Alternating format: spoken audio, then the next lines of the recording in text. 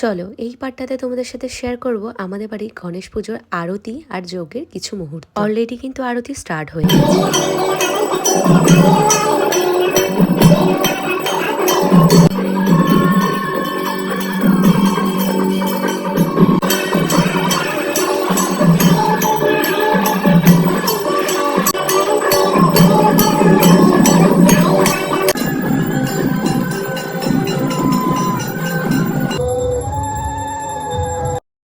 गणपति बाप्पा मूर्ति আমাদের কিন্তু আরতি হয়ে গেছে, এবার হবে পুষ্পাঞ্জলি, তারপরে আমরা সবাই মিলে যজ্ঞে বসবো।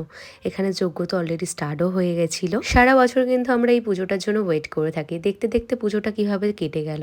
মনটা কিন্তু এখন ভীষণ খারাপ লাগছে। রাতে যেহেতু সবাই আসবে তার জন্য রান্নাও অলরেডি স্টার্টও হয়ে গেছিল। বাড়ি ভর্তি লোক, এত মজা হচ্ছিল, এত গল্প হচ্ছিল না। আবার সন্ধ্যাবেলায় আমি সুন্দর করে সাজুগুজু করে এখানে বসে বসে সবার সাথে গল্প করছিলাম।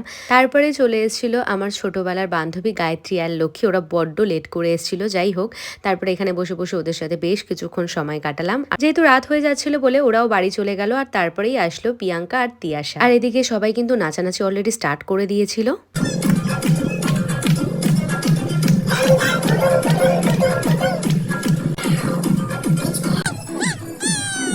তারপরে আমরা বাড়ির সবাই মিলে খাবার দাবার নিয়ে আমাদের মোড়ে মাথায় চলে গেছিলাম। রাস্তা দিয়ে যারাই যাবে তাদেরকেও প্রসাদ দেওয়া হবে তার জন্য।